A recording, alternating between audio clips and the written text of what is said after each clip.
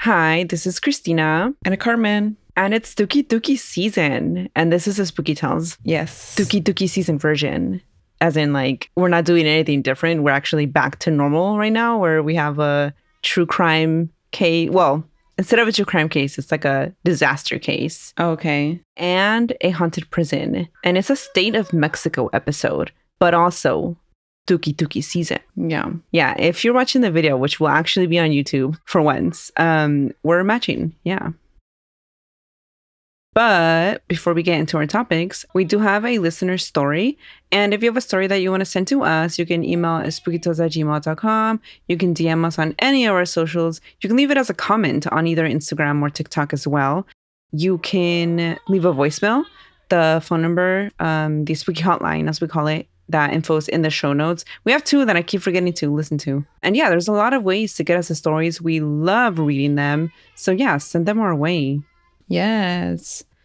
And okay, this listener story. It was sent from Instagram. I forgot to ask if they wanted to have their name shared or not. So we're going to keep them anon. Okay. My parents are from a town called Chapala, which is one of the many towns that border Mexico's biggest lake, El Lago de Chapala, in the state of Jalisco. This is important because it is said that the lake is known for having many UFO sightings submerging and emerging from the lake. In short, my mom and two other friends of hers were walking back home from a party along the road that surrounds the lake. The lake is surrounded by woods, hills, and small mountains, so it makes the night especially dark and eerie. This path was poorly lit. In fact, I think to this day, it's still not very well lit. Anywho, my mom saw a bright orb come out of the lake and headed straight for them. Her two friends were unaware of what was happening, but this giant orb that was incredibly bright began to follow from behind. My mom has this thing where she gets paralyzed and can't talk whenever something scary is happening, so she stayed silent while it followed. After what seemed like a long time, my mom finally had the courage to say something to her friends, but by the time they turned around, the orb was gone. How bizarre. Okay, also, it could have been a witch. Right. What are we thinking? Orb? Witch? I think it was a witch. But why would they be coming in and out of the lake? They like to swim. Oh, okay. They don't melt with water. No. Okay. Well, thank you for your story. That was strange indeed. And instead of Carmen reading the paranormal story, I'm going to do it. We're switching it up. Yeah, because it's Tuki Tuki season. No, that's not why. Just because. We briefly talked about this place back in episode 136, but we didn't do it justice back then. There is so much to this place that we didn't even address. There's more to share. Yes. And so we're going to revisit it today. And that place is El Palacio de Lecumberri, also known as El Palacio Negro, the Black Palace. It's located in Mexico City, and today it houses the General National Archive. And so you can find like El Plan de Ayala, important documents, important things there, all the important things. But before it was the General National Archive, from 1900 to 1976, it was a penitentiary. And it was decommissioned that year and turned over to the National Archive in 1980. And if you go today, it looks beautiful. But of course, that was not always the case. It was built during the Porfiriato. Porfirio himself wanted it made. And that should tell you that this place was always going to be terrible because he specifically wanted to put his political opponents in there. Yikes. Also, it's a prison. Right. It's a prison in the early 1900s. Like, they're bad today. Yeah. Imagine back then. And so construction began May 9th, 1885, and it officially opened on September 29th, 1900. And the name Black Palace comes from before it was even open to prisoners. There was a sewage flood, and it caused the walls of the building to darken, and that's why it's called Black Palace. Doesn't that sound disgusting? Yeah, like just setting foot in there is gonna make you sick. Yeah. And soon after it began to house prisoners, it earned the reputation for the prison that would make you go crazy. Because, well, the prison was designed by engineer Miguel Quintana, engineers, plural. Miguel Quintana, Antonio Torres Torija, and Antonio M. Anza. And they designed it to be a panoptic prison. Do you know about this panoptic style? Yes, I do. And actually, I've been hearing a lot recently, like different videos and whatever, about the panopticon and like how nowadays people are like saying like social media is like the panopticon because people are censoring and surveilling themselves. That's fascinating. What I've heard. I have seen themes around some that. videos like that, yeah, too. And for those that don't know, the panopticon originated from English philosopher and social theorist Jeremy Bentham in the 18th century. And while prison is already a place of oppression, this type of prison, the worst. This type of prison is the ultimate system of control and surveillance. What does this look like? You might be wondering. So this places a single prison officer in the middle, sort of like a watchtower. Like a tower. And the prison itself is round. So this circular design means that the prisoners are being watched at all times. The opening of the cell faces that watchtower in that round design. The inmates had no idea when they weren't being watched because, it's physically impossible for the guard to watch them all at once. But the point is to make them paranoid and make them think they're being watched. So then they self-regulate. They what is the thing you said earlier? Surveil themselves, censor themselves. Yes. Yeah, surveil themselves. And side note, but I watched a fascinating TikTok by Dr. Shauna, who was using this theory to basically say Elf on the Shelf serves as a panopticon for toddlers. That's what I watched recently, where I was talking about one of the videos I watched recently. Anyway, back to the prison. So it was built to hold 996 people. And this included, it was like 800 men, and then the rest were women and children. So like if a mom was arrested, their kid was like arrested with them. In prison with them. Detained also. Yeah. And it had 804 cells, but it was also meant to be a place of rehabilitation. So there was workshops, a nursery, cooking classes, baking, life skills, stuff like that. But the bad thing is that it was all credited. And so if inmates partook in these like rehabilitation style classes, they had to pay. And if they had no money to pay, then they had to serve more time. Of course. Yeah. Also, a lot of the men were subjected to more mistreatment than the women, and the women had more access to this type of stuff. So that makes sense to me too. Yeah. It wasn't surprising to read that. But of course, the prison was quickly overcrowded and the number of inmates rose to 3,800. Wow. There was a whole house, 880 or 990 something. Damn. 990 something. Yeah, anyway. 996. Yes, thank you. And at first, the overcrowding was slow and like there was 3 inmates per cell, but then it was like quickly 20 inmates per cell, all sharing one toilet and like 2 beds. So, and when places become overcrowded, they become more dangerous. Illnesses spread more. Prison authorities were not able to keep up with the maintenance, and it became more and more unsanitary. And then on top of that, there was a food shortage, and so many prisoners were starving. Wow. Colombian poet Alvaro Mutis wrote a book called The Diary of Lecumberri, where he describes his time in prison in 1958. That's when he was there. And he said it was a very dangerous place. Inmates were regularly beaten by the guards, and there was a lot of corruption. And while he was there in 1958, that applies to the entirety of the prison. When inmates misbehaved, they were sent to punishment cells, which really were like solitary confinement, which has been proven time and time again to be like a human rights violation. Yeah. I don't think we need to repeat that. I think we've said it in other episodes, maybe. I don't remember. Probably. Anyway, these cells were cold, pitch dark, and had no toilets. Damn. Also, 160 of the student protesters of 1968, which some of you might recognize as the Tlatelolco massacre. If not, that's something that happened in Mexico in 1968. It was CIA backed, and it is a huge topic for Historias Unknown, our history podcast. But 160 of the students were sent to Lecumberri, where they were abused mentally, physically, and sexually. They were tortured, and some of them were never seen again after.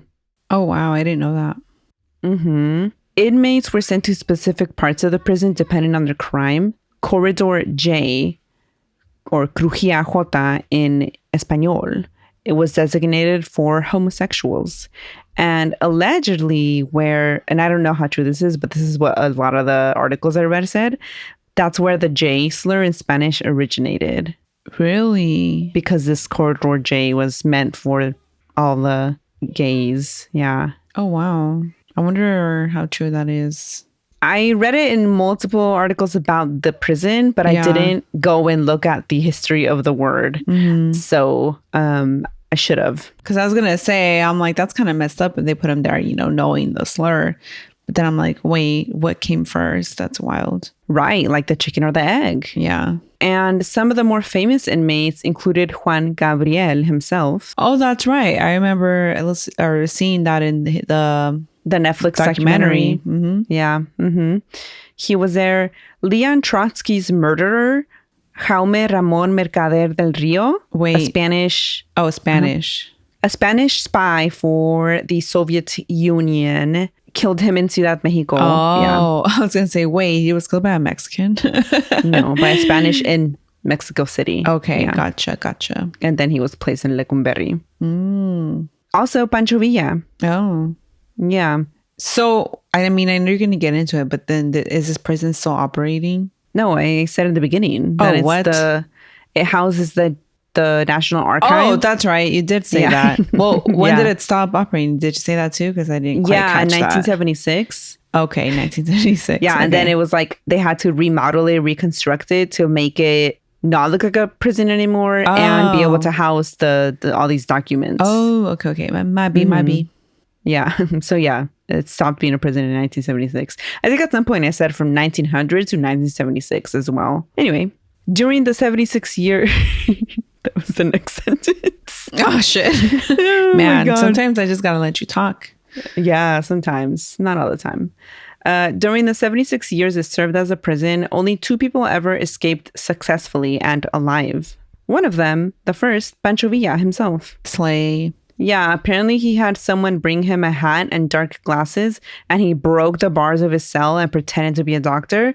And in his doctor disguise, he simply walked out the front door. Wow. In full transparency, some sources say that he actually escaped from La Cárcel de Tlatelolco and not Lecumberri, and others said Lecumberri, so it's hard to know which one. And I tried to search for like what is a definitive, and like just as many said it was either one. So because he spent a time at both. And the only other person to have ever escaped successfully was an American, a gringo. A gringo? His name was Dwight Worker. He was convicted of attempting to smuggle cocaine. I read somewhere else it was a ton of cocaine. Damn. I forgot to write it down, unfortunately. But yeah, a lot. And he was given a 7-year sentence. And on December 17th, 1975, just 2 years into a 7-year sentence, he escaped by dressing up as a woman and just walking out. Interesting. Yeah. There's a whole book, but I did not have time to find the book and read it to see his full escape. And also, it's not an episode about the escape. Right. I didn't look further into it, but that's like the basic version of it. He dressed as a woman and walked out. The third escape doesn't really count because he was recaptured. But they say that this third escape brought on the closure of the prison because the escape was embarrassing for the government. And then President Luis Echeverria ordered the prison to be closed after the escape happened. He's like, you've embarrassed me enough. Yeah, he's like, this place, it needs to go. You gots to go. And so that escape. This escape happened in 1976, and it was Alberto Cecilia Falcón, a Cuban drug trafficker. He was arrested on the 23rd of June of 1975 and sent to Lecumberri. And 10 months into his imprisonment, he escaped.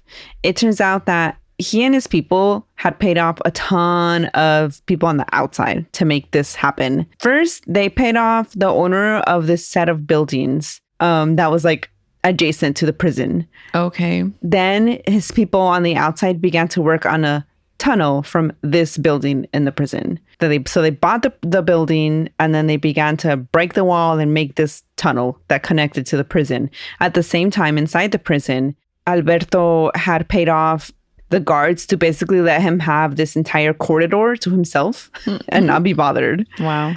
And so he and 3 people who were arrested with him, like part of his little operation. Yeah.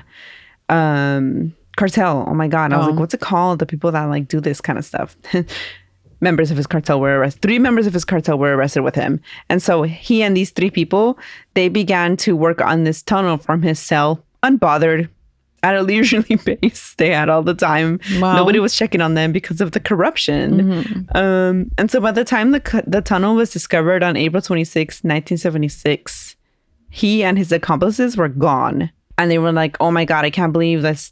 They worked on this tunnel for 10 months and nobody fucking checked because 10 months because he was paying people off. Oh, wow. He was found. But point is, that was very embarrassing for the government. And they were like, we have to close this embarrassing ass prison. It's clear that it's corrupt and it's not working. And so like inmates were sent to other prisons. And after it closed, it took a few years to construct and renovate the former prison into the building that would house the National Archives. And during that process, a lot of dead bodies were found. So that just adds to the creepiness of it all. And now on to the ghost stories. Speaking of the creepiness, the most well-known ghost at Lecumberri is Jacinto. And I believe this is the only story that we shared in that first episode where we talked about Lecumberri. And so Don Jacinto was also known as El Venado. Did you read ahead or no? No. Okay, can you try and guess why they called him El Venado? I did read ahead now. Oh my God. Sorry, why it's did right you in front do of me. this? I can't believe you. All right. Yeah. They called him this por los cuernos que le puso su esposa. And for our Spanish challenged friends, it doesn't make sense in English, and I'm sorry ahead of time. But when a partner cheats on you, one would tell you, te puso los cuernos. They put the horns on you. And so that's why he was called. No, it doesn't. And that's why he was called El Venado, or the deer, because of his cheating wife. That's so Mexican. And so apparently his wife cheated on him and then accused him of something. She was like tired of him, accused him of something. We don't know what that something is. Something that sent him to Lecumberri, though. But she did promise that she would visit every Saturday. I promise she didn't keep. No, she didn't do it. And he didn't see her again. Damn, girl. And then years into his sentence, he ended up dying inside of Lecumberri. And then fast forward to some years after that, when the former prison was already the home of the National Archives, workers began to notice strange things, especially the cleaning personnel who was there after 8 p.m. And one night after 8 p.m., one of these maintenance workers was in the former prison corridors, which were now called galleries. And as he was there sweeping, he came across a man in a strange outfit.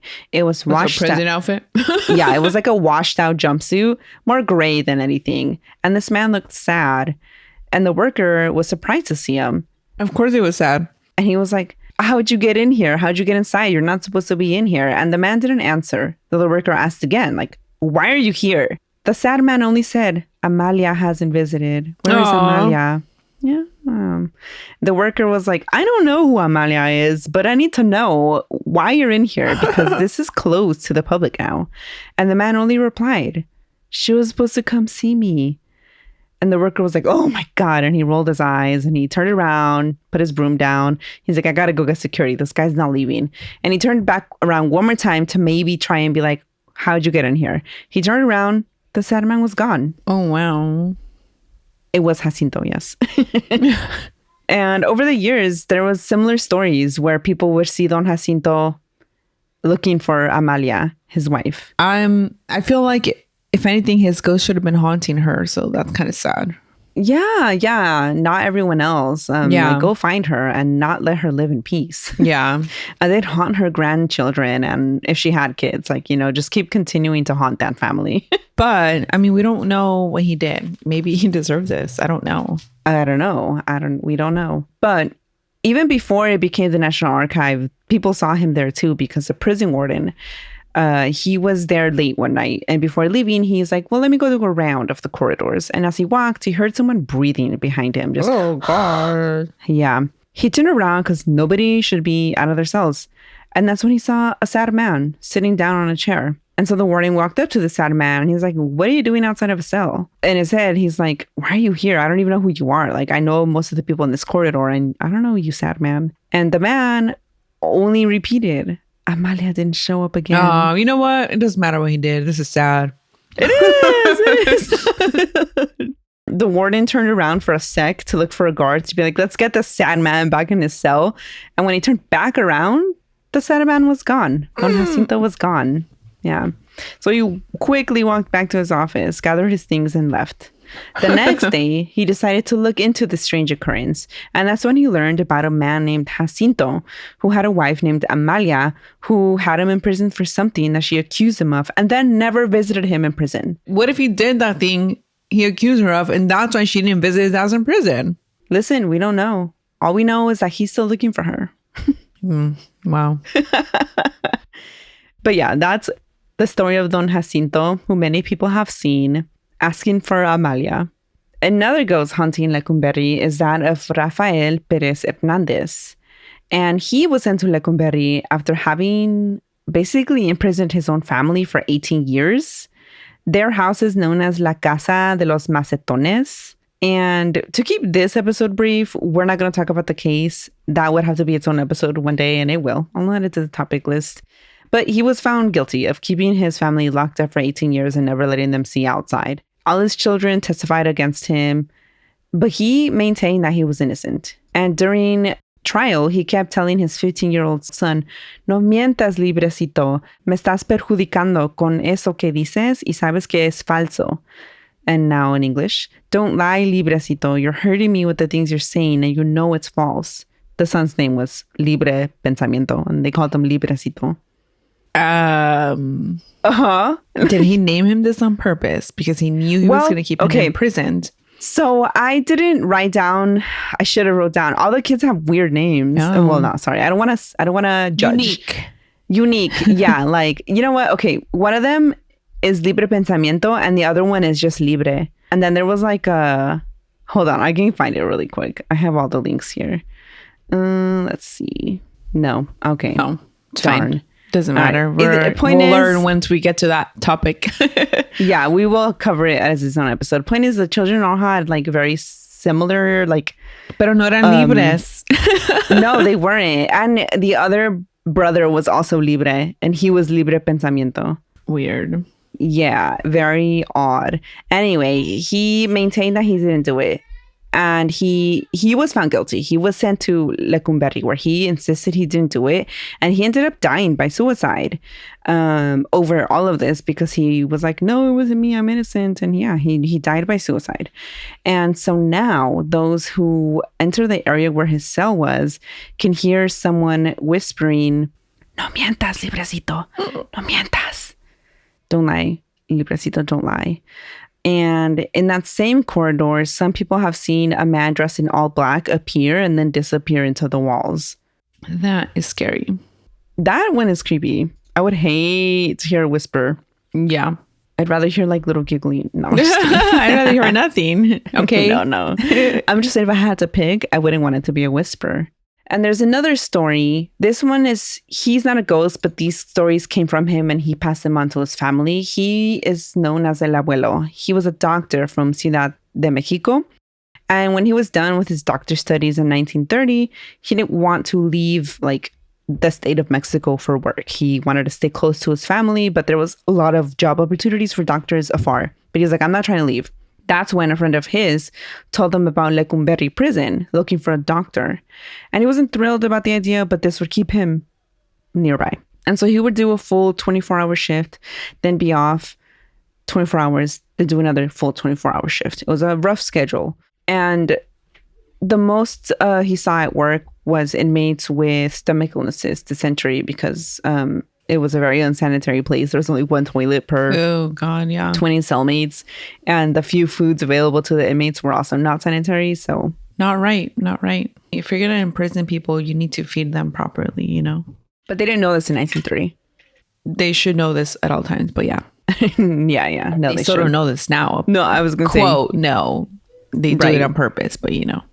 Yeah. So this illness just spread very easily in this environment. And aside from all the sick inmates, he also treated a lot of beaten inmates or inmates that seemed to have been tortured. Another thing he saw a lot was inmates that seemed to be in shock. They weren't sick. Their eyes were wide. they were Like like el susto. frozen.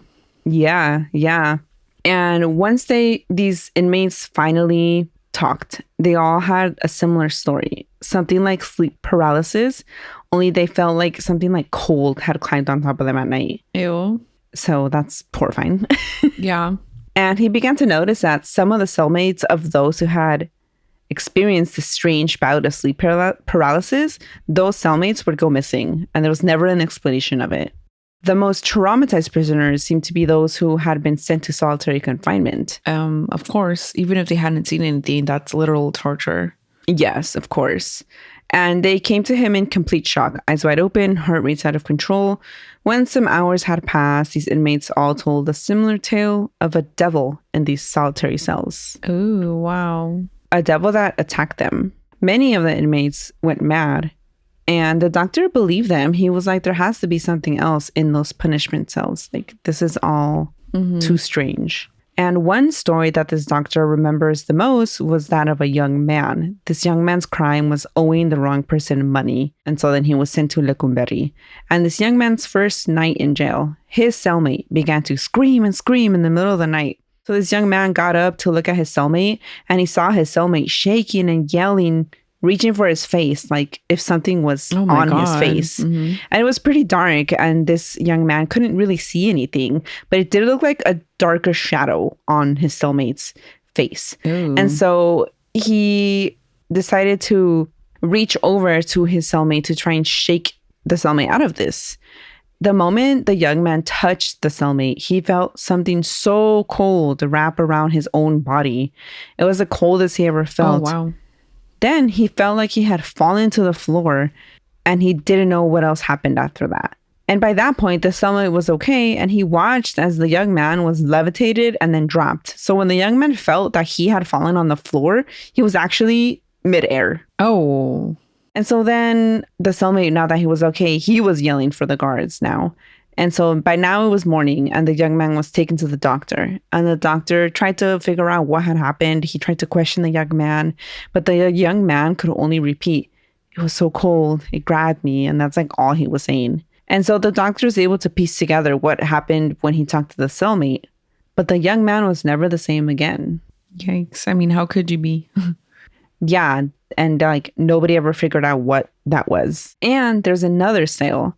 Oh, I said that weird. And there's another cell called La Celda de las Caricias, or I guess the cuddle cell in English. But it's not cute. It's not cute. It doesn't sound like it's going to be cute. Anyone placed here felt like something was touching them, but these aren't the normal type of like caricias, cuddles between like a parent and child. No, it was sinister. When the inmate woke up ready to throw hands with whatever was touching them, no one was there.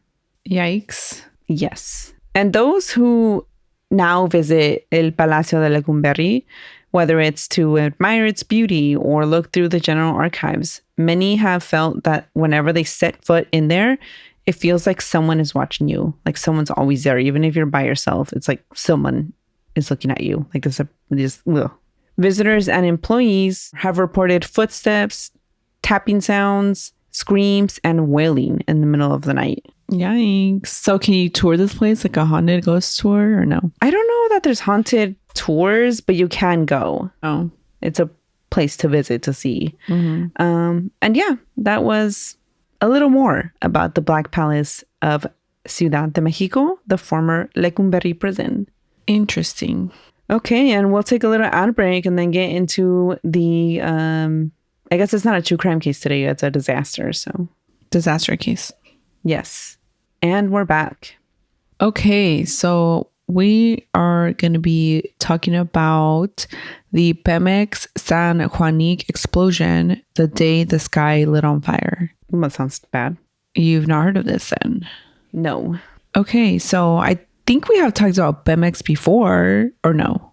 Wait, I'm getting confused from when you were on. No, I was on an episode with PNW Haunts and Homicides, and they did an episode on this explosion in Guadalajara, this series of explosions in Guadalajara, because Guadalajara is a sister city to Portland, Oregon.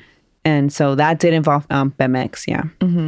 So as many might know, Petróleos Mexicanos, commonly known as Pemex, is a state-owned oil and gas company created by former Mexican president Lázaro Cárdenas. Cárdenas created the company in 1938 to remove foreign control over Mexico's natural resources. Which is a good thing. Yeah, it is. Before the creation of Pemex, foreign companies dominated and controlled a majority of Mexico's oil. Workers were unfairly treated, and the country rarely saw any of the benefits or profits. And that changed on March 18, 1938, when President Cárdenas signed a decree allowing Mexican authorities to seize assets from foreign oil companies. And Pemex became a great symbol of Mexican nationalism and was seen as a move towards a better future. Yeah. Unfortunately, though, in 1984, a Pemex site in San Juanico, a town north of Ciudad de Mexico, became ground zero for a series of explosions that would claim the lives of hundreds of Mexicans. Oh, wow. So while the 40,000 residents of San Juanico slept, Pemex employees working the overnight shift noticed a decrease in pressure at the site around 5:30 a.m. Employees attempted to fix the issue but failed to realize that a pipe had ruptured. Oh, no. As the clock ticked away, liquefied petroleum gas began to be released from the site, which led to a cloud built up. The vapor cloud rapidly grew in size, and a strong odor and a loud whistle then emanated from the site. And only 10 minutes later, at 5:40 a.m., the cloud reached the flare and ignited, causing a vapor cloud explosion that set 10 nearby homes on fire. Wow. In only 10 minutes. Yeah, wild. The gas-fueled flames quickly spread to the tanks, and around 5:45 a.m., the first tank exploded. So this all happened really fast. Too fast. And this caused a major boiling liquid expanding vapor explosion, also known as a BLEV. This is when the pressurized liquid inside a vessel, like a propane tank, reaches temperatures higher than that liquid's boiling point. And if the vessel can no longer contain the pressure inside the sealed tank due to the high temperatures, it will mechanically fail, causing the explosion. So that's how the explosion happens. Thank you. Thank you, science. I don't know if that's chemistry. I don't know either. Some type of science. Look, we're dumb bitches, okay? Yeah, we said that before. We have. The explosion launched giant fireballs into the town that were up to 400 meters wide and lit up the sky. Wow. Imagine you're barely getting up, starting your day, and that's what you wake up to. And you fucking see balls of fire in the fucking sky. No. I would think the world was ending. That's crazy. Yeah, same. A Pan Am pilot preparing to land at the nearby airport also felt seismic shakes and reported seeing an overwhelmingly bright light that resembled a mushroom cloud. Oh my God, like the atomic bomb. Yeah. And he quickly called air traffic control to warn them that a nuclear bomb had gone off, unaware that it was a BLEV explosion. Wow. And within minutes, cars, homes, and buildings were engulfed in flames. Within minutes? Damn. Yeah. Oh my God. In the documentary, The Explosion of San Juan Ixhuatepec, voices of the survivors 40 years after the explosion, Jose Ramirez Fernandez and his family recounted how they survived the inferno. Jose told the filmmakers, "I was sleeping at that hour. We were all asleep in my house. At the moment the explosion happened, I quickly woke up and opened my bedroom curtain and looked towards the sky. I saw a big mushroom cloud forming like the ones caused by nuclear bombs. I also felt an overwhelming and unbearable heat coming from the windows." Oh my God. And Patricia, Jose's sister, told the filmmakers that she remembers thinking she was going to die. And she said, "I heard the first explosion. It was very strong and I woke up. The first thing we looked at were the windows. They were consumed by a bright light that felt like was right outside our home. My mother then called for us and said, 'Come here, my kids, hug me. We're going to die.'" Oh. I would think the same. No, same. And like, what are you going to do? Run? Or like, if you know there's no way out of this, like all hold each other. Oh, that's so sad. Yeah. And Jose and Patricia's family decided to evacuate immediately instead of waiting what would happen next. And that decision saved their lives. So Jose said, "As I continued to walk, I came across other evacuees. They told me about other people they had seen that were naked and covered in burns. Another explosion went off. It lit up the entire sky. It's like we were living in a war zone. Oh my There were God. burn victims screaming and running everywhere. It was very traumatic. Patricia added on to that. Yeah. It sounds, That sounds terrible. horrible. Another survivor that was interviewed by the documentary filmmakers remembers being trapped in the streets, unable to escape the flames. And hundreds of firefighters responded to the site after the first emergency call was placed, which was around 5:45 a.m. Man. And it didn't stop Oh, there. well, you said first, so there means there was more. Yeah. So yeah, it didn't stop there. Around 6:15 a.m., the second major explosion went off. And for the next 2 hours, 6 other BLEV-type explosions occurred, causing the ground to shake every single time. Oh my God. And then in addition to the BLEV explosions, smaller explosions continued to occur until 11 a.m. And it wasn't until 11 p.m. at night that the firefighters were able to extinguish all the flames, the last flames. Wow. That seems like a long time. I don't know how long it takes to put out fires. Like I am no firefighter. Well, there was multiple famously. fires. True. And so they had to put all of them out. Yeah. That's a whole day. I mean, you've seen how long the fires last here. True, like in wildfires. California and Washington. Yeah. At the end, several pieces of debris exploded and reached homes and buildings as far as 800 meters away from the site. In total, 200 firefighters, 985 medics, 1,780 paramedics, 1,332 volunteers, 363 ambulances, and 5 helicopters participated in the rescue operation. Wow. Obviously, this applies to like any natural disaster, but I feel like there's something special about Mexico where like literally everyone helps. It makes me think of the recent truck that was explosion. overturned. Yeah. I think that was another BLEV type explosion. But yeah, it overturned and like people were so quick to help and by the hundreds. Yeah. And like, again, the same thing when there's an They earthquake. made lines to pass down water from the houses to try to put out the fire. Yeah. I cried at every single video that I saw. Me too. I did the same thing. But yeah, people really come together. And yeah, it makes me always think of that Mr. Rogers quote. Something Yeah. about, wait, is it even from Mr. Rogers? I think so. But Something about looking for the helpers. Yeah. I thought that was Mr. Rogers. I feel like it is, but now I'm not sure. And But maybe. yeah, I Either think it way, is. the point is pointing. It's important. Yeah, look for the helpers, but then like maybe join them if you can, if you have a skill. Also that. Well, to, look for them contribute. to join them. Yes. yeah. Well, if you Don't don't just have a look. skill, then don't, because then you'll be in the way. But yeah. In the end, 500 to 600 residents lost their lives, including God. 5 BMX employees. 7,000 people were injured and 6,000 and 6,000 people were evacuated, and 150 homes were destroyed. Oh my God. That's terrible. I mean, whole families were wiped out in their sleep, and others died from the smoke inhalation from the toxic fumes. Oh, wow. Oh, it's terrible. I feel worse about natural disasters. Well, I guess it's not a natural disaster, but like disasters like this. I mean, like a disaster that couldn't be stopped. Yeah. They had no time to even like notice this pipe, and everything happened so fast. Yeah. I guess like I think of natural, it's like caused by nature. This was caused by gasoline or whatever the hell. Oh, right. That's what I meant. Yeah. I see. Many survivors believe over 1,000 people died and have demanded the government provide answers in accurate numbers.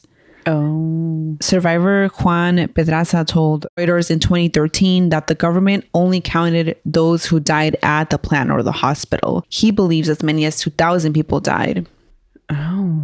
According to Juan, the government never explained what happened to his neighbors who disappeared without a trace. Oh, and so that's why he believes more people died, because like he knows for a fact his neighbors were gone after this and they were never counted as victims of this. Yeah, and so he says that he went to his neighbor's house afterwards and he found the foot of a little boy. Oh my And that was all that was God. left. Oh, that's terrible. Wow. A married couple named Francisca and Gustavo Gomez told Reuters that they never saw or heard from a family of 9 they used to run into at the market. So yeah, some people definitely were not counted. Yeah. The government was only able to identify about 2% of the remains they found. Wow. The victims were buried in the Caracoles neighborhood of Tlalnepantla 2 days after the explosion. A mass burial was held for 272 victims, while it's reported that many victims were quickly buried in holes where they were found. I'm sure. Yeah. To not move them. Yeah. Or move them too much. Mm-hmm. Wow. President Miguel de la Madrid and other high-ranking government officials did not attend the mass burial, which drew criticism from That's crazy. many. Let me look at what party. Well, this was probably during the... So what party was he from? Yes. PRI? Yes. Of course. So yeah, That's wild to not have didn't gone. go. That is wild. And so yeah, many felt that the government was working fast to sweep the tragedy under the rug. And the head of Pemex, Mario Ramon Beteta, also distastefully responded to the criticism by saying that attacking the company was like cannibalism, since the company's tax money was helping keep the Mexican economy afloat. Yeah, what a weird thing to say.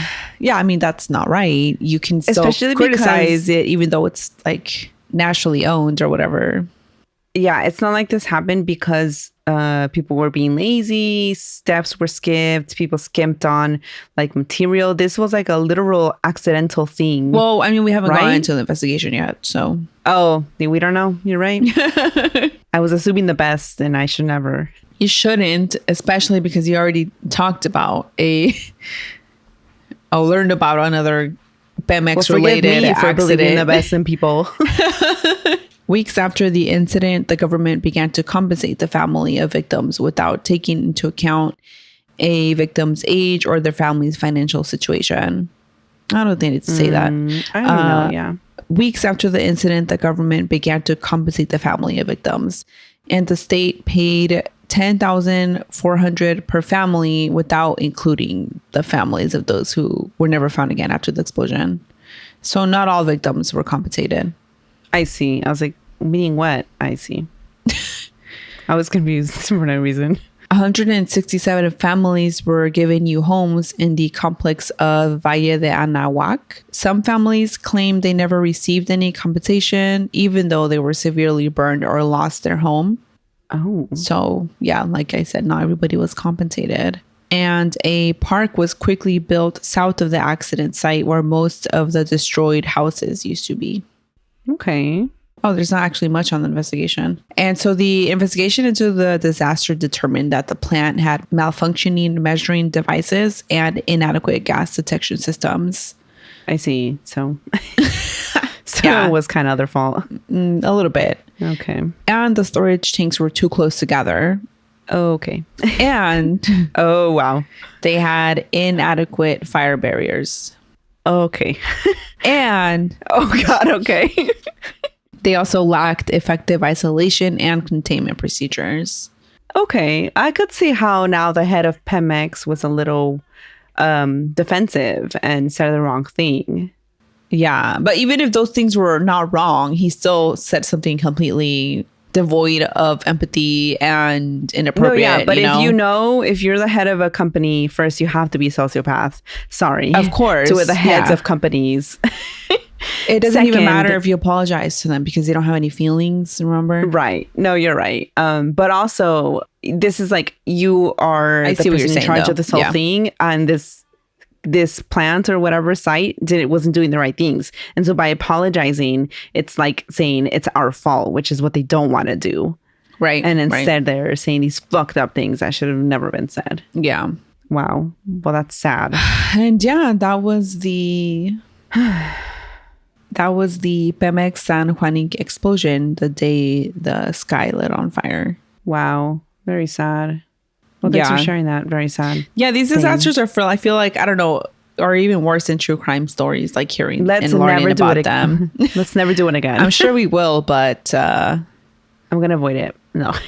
but you know what? They highlight the wrongdoing of these companies and corporations. Yeah. And yeah. I know that as a state controlled business, it's not the same as like other capitalistic like a private organizations.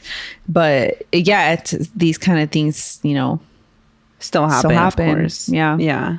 Well, we'll take a little break here and then come back with spooky recommendations. Okay, and we're back. Do you have a spooky recommendation? I feel like we haven't done one in a while, so limit it to one. Well, actually, I do. I already talked about it on our Patreon episode, but I just got done listening to Bury Our Bones in the Midnight Soil by V.E. Schwab. And it's a sapphic vampire tale with 3 point of views spanning exactly a timeline of like 500 years or so.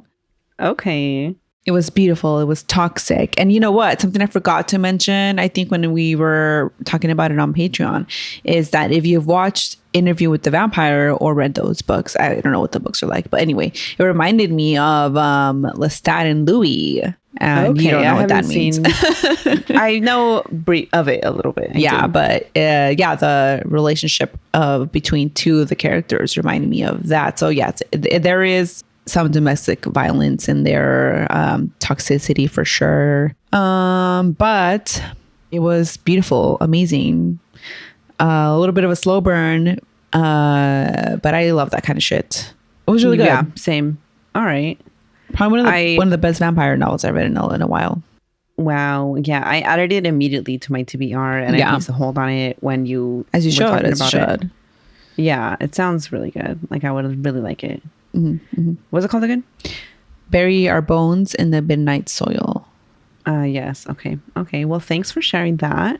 I also have a spooky recommendation. I've already made a short TikTok video about it. But I, as many of our listeners know, have been in my Mexican horror film journey. And I've been checking out a bunch of Mexican horror movies. And so I recently watched what is considered a classic, not only in Mexican horror, but in Mexican film altogether. And it came out in 1960. It's called El Esqueleto de la Señora Morales. And this movie, like at first like glance, when you hear the description, like it doesn't sound like a unique story. And it's kind of like, as a woman, you hear it and you're like, why would I want to watch this? So first, let me tell you. So the movie follows Pablo Morales, who is a taxidermist, and his wife. Wow, I forgot her name. Oh my God. The cast only says Miss Morales. What the fuck? Well, I guess.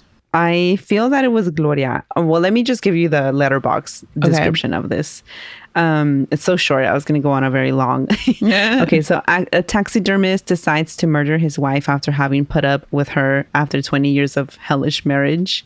Yikes. And it's like, you hear that and it's like, all right, well, that sounds like every other man that killed their wife. Yeah. But the movie tackles morality, religion, roles in a marriage. Like gender roles? Yes. And the act of marriage itself. It's commentary on those things because like this woman, his wife, is supposed to be this really religious saint. Her neighbors call her a saint, but she lies about what her husband does. She beat herself up and said he beat her up. And wow. He is so kind to all the neighbors. He stops and plays with the kids on the street. And he had been saving up for like this camera for the longest time. And she steals that money first to give it to the church. And he gets like home and he sees like this church meeting going on. And they all don't like him because of all the lies that she has said about him. And they think he's like this drunk wife beater. Oh my God. And he's never done anything like this. Wow. And like he'll come home from like talking with the kids outside and she's like, are you taunting me because I can't have kids? That's why you talk to the kids outside. And he's like, I'm just saying hi to them. And she's like, you know that I don't like that. It's like you say hi to everyone else and then you see me and you stop smiling. But it's like she's like nagging him nonstop. You know what? I should have guessed if there's a villain in a horror movie, she's going to be childless. She's going to be infertile.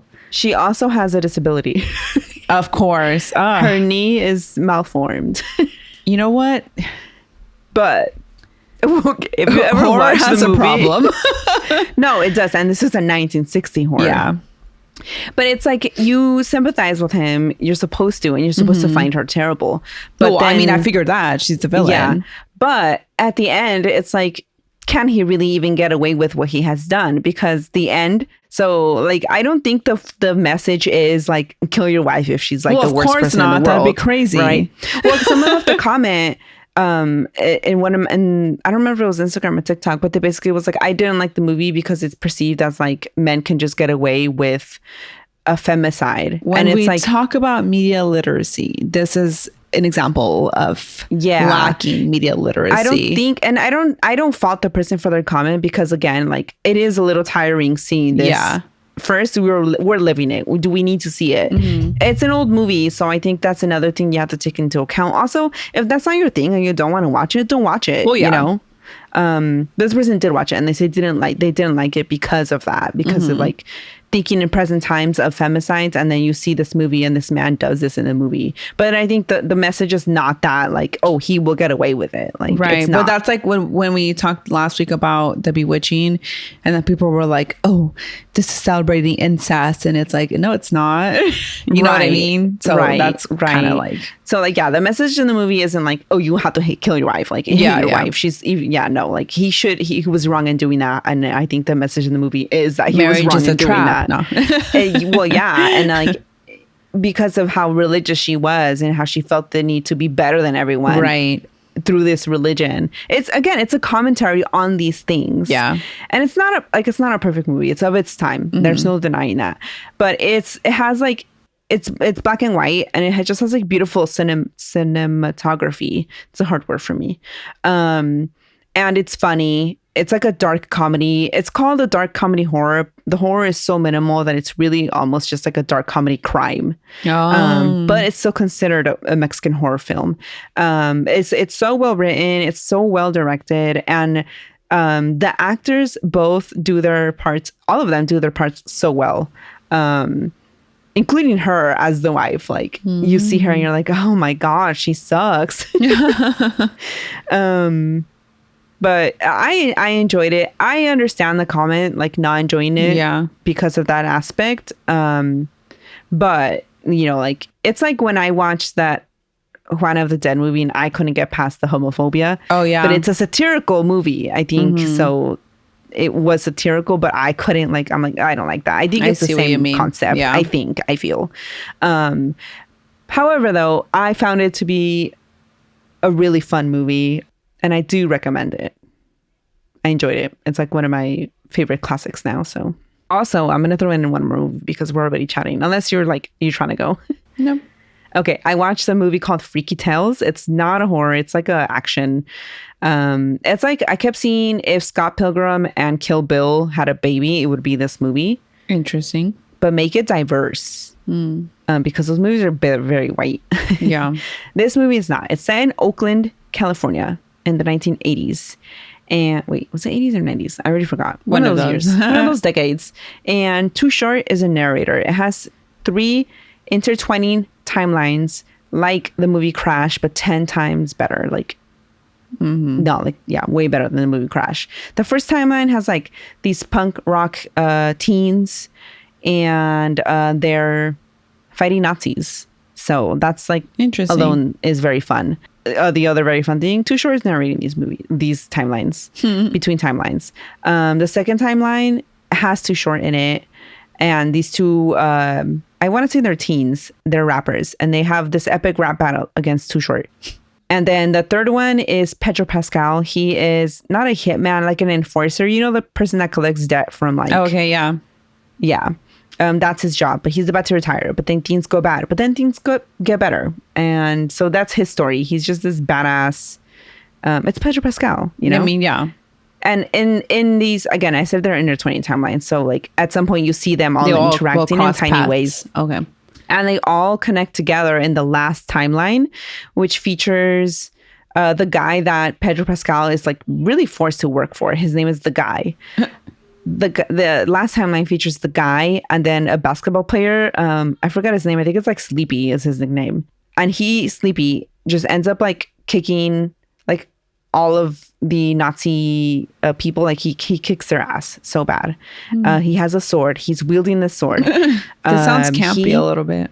Yes, he decapitates someone. It's insane. Wow. The music, top notch. There's the part where he goes and fights them in their house has this E40 song. I know you know the song, but I forgot the title. Oh. But I mean, it's Oakland. Like, of course, it's gonna have an E40 song. Course. But the moment E40 says something, he's like just chopping someone's head off, and like those two moments connect so beautifully in the movie. It's fun. It was it's my new like favorite non-horror 2025 movie. Wow. It was a very, very, very fun watch. It's called Freaky Tales. I don't know where it's streaming because I rented it from Scarecrow. I never heard of this movie, and it came out last year. Oh wait, did it come out 2025 or 2024? I feel like he said 2024, but I'm not sure. Now I'm not sure. Yeah, like there was like no promo. I never heard of this. Yes, 2024. Yeah. Oh, okay. It's 1987. Oh, okay. In 1987, Oakland was hella freaky. That's funny. But no, it's fun. Like, if you are from Oakland, if you love Oakland, you're going to love this movie. It was like a letter of love to Oakland. And I love that. Anything Oakland related, I already like always love. Like, yeah, this automatically watching it, listening, consuming it. Yes. But this, aside from it being set in Oakland, it's such a good movie. And so yeah, that was my last recommendation. We got to go. So yeah, other than that, one more thing to add. The Patreon? By the time this comes out, I set up a discount. I think it's a 30% discount on all memberships on Patreon.